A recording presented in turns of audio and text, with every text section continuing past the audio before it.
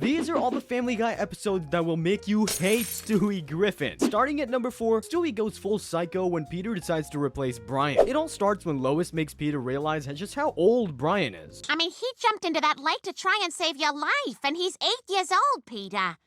8! That's 56 in human years. Ouch! You can't just say stuff like that out loud, Lois. But to be fair, she does make a good point. Considering how much Brian drinks and smokes, he's practically a senior citizen. So what does Peter do? Fast forward to the next day, and Peter's got something really important he needs to get off his chest. He wants Brian to know he's sorry for being so preoccupied with his age. Brian just wants him to let it go, of course, but he has no idea how Peter plans to do that. Family, I'd like to introduce new Brian. Hey, gang! Whose leg do you have to hump to get a hug around here?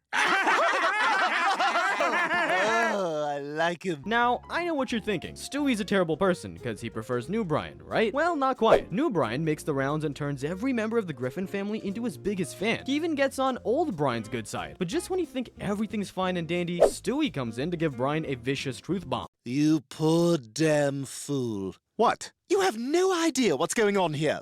He's not just a delightful new friend for the family. He's your replacement. Brian finally realizes that he's not wanted anymore, so he ends up leaving the Griffins. Lois is kind of broken up about it, but the rest of the family seem too obsessed with new Brian to care. Stewie's the only one that seems to have a problem with the dog, and you'll never guess why. Hey, new Brian. Oh, I see you're having pie. You know, pie isn't really pie without Cool Whip. Everything's better with Cool Whip. Did you hear what I said? Now, new Brian definitely heard what Stewie said, except he's not giving him the reaction he wants. The dog's just too chill, and it makes Stewie start to miss his old pal, so he decides to take matters into his own hands. Any guesses as to how he handles it? Yup, he straight up kills new Brian and dumps him on the sidewalk and writes a fake suicide note while he's at it. Of course, this gives the original Brian the chance to come back home, but man, that crap is cold, Stewie. Like, on the sidewalk? You could have at least buried the poor guy. Of course, Stewie doesn't always come to Brian's defense. Just take a look at number 3, where Stewie sends Brian's insurance premiums through the roof. Sometimes I forget that Stewie's a baby that does regular baby stuff, like go on playdates, for example, and just like any other kid, he needs a responsible adult to pick him up for his playdates. Or, you know, an anthropomorphic dog would do too. When they get home, Stewie asks Brian if he can stick around to hear the end of his favorite Carrie Underwood song. For some insane reason, Brian forgets that Stewie is a psychopath with the IQ of a physicist and the self-control of a vegan that finds some hummus, and agrees to let Stewie be alone in the car. Now, everything seems to be going fine for a while, until Stewie accidentally puts the car in reverse. Luckily, he's able to put the car back into drive and stop a catastrophe, although this ends up giving him some delusions of grandeur. Oh my god.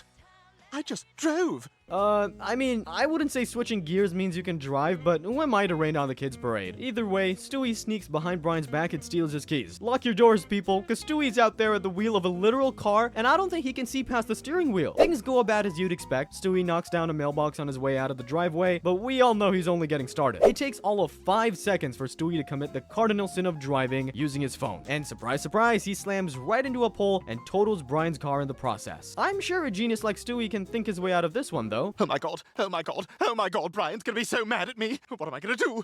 Okay, it's all right. I'll just get a little bit of paint and cover up the dents.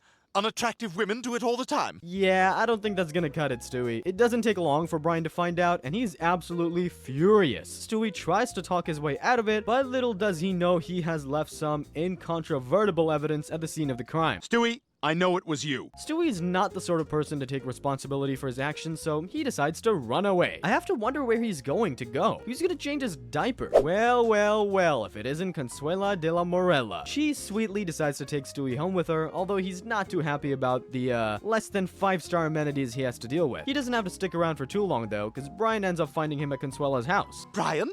How did you find me? I used my nose, which I always forget about. Come on, let's go. Unfortunately, Consuela's taken a shine to Stewie, and she's not willing to let him go. Stewie manages to get out of the situation the only way he knows. Okay, this is so effed up right now.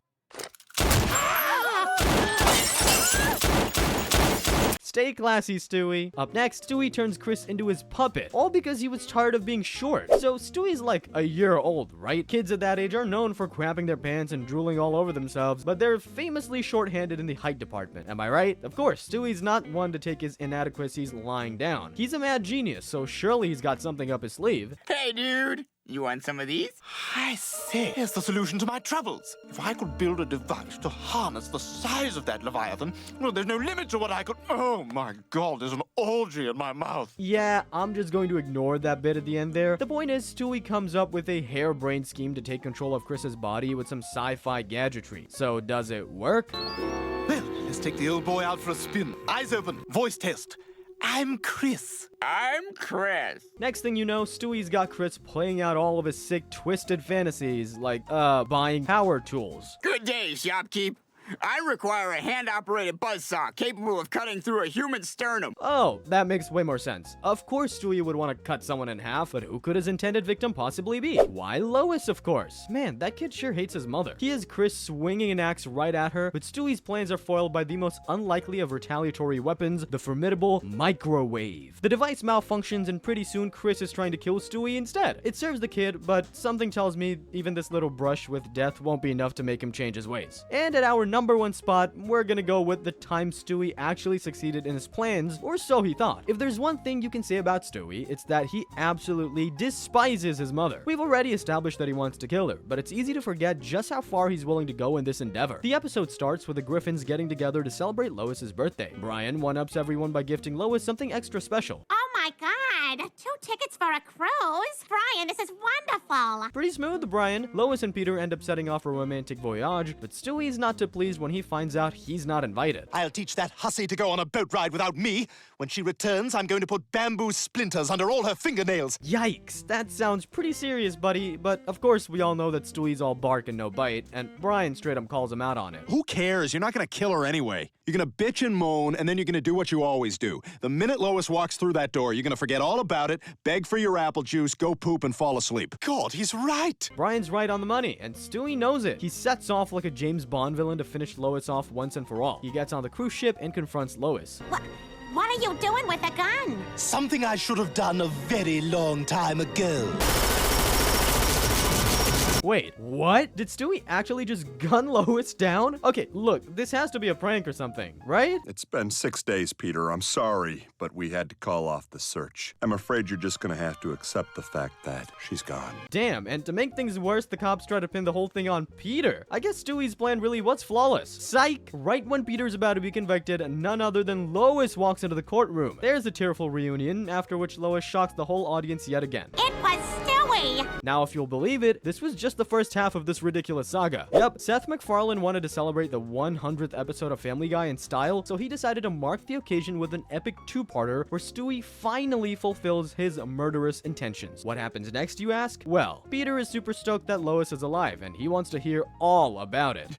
I mean, not tonight, because I got plans with the guys, but tomorrow night I want to hear all about it. Real classy, Peter. Anyway, I've gotta ask, how in the world did Lois survive getting shot up like that? It turns out that a friendly merman swooped and saved her in the nick of time. Now, I know what you're thinking. Lois definitely boinked this guy, right? Nope, and this is why. I wish to make love to you. Yikes. So unsurprisingly, Lois wants nothing to do with this fishy fellow, but at the same time, she doesn't remember squat about what happened to her. She meets a sweet guy who really likes her, but, well, he turns out to be a literal Nazi. Lois being Lois, she decides to speak up. No, but Jews are bad. You know, it's remarks like that that started the Holocaust. And I know none of us want that to happen again. And wouldn't you know it, that bottle to the head is just what Lois needed to remember that her baby boy tried to murder her. Go figure. Stewie knows the jig is up, so he goes on the run, straight back to the family home where Peter and the gang run into him with a gun in his hand. He ends up taking his own family hostage, so clearly things are going from bad to worse. Next thing you know, poor Cleveland decides to check in on the Griffins, only for Stewie to shoot him right in the chest. The kid's on a rampage at this point. Stewie then forces Brian to be his getaway driver at gunpoint, but before you know it, he nods off and accidentally fires a shot. This startles him so much that he just shoots the whole dang car up and causes an accident. That still doesn't stop him from enacting his plan, which turns out to be hacking into the CIA and conquering the whole world. And here's the really crazy part. We interrupt this program to bring you a special message from the new president of the world. Greetings, loyal minions. But get this, it all turns out to be a simulation. Stewie just put on a pair of VR goggles to play out a sick fantasy after getting left behind. But even though he didn't actually do all those terrible things, the fact that he even wants to just goes to show why he's the worst.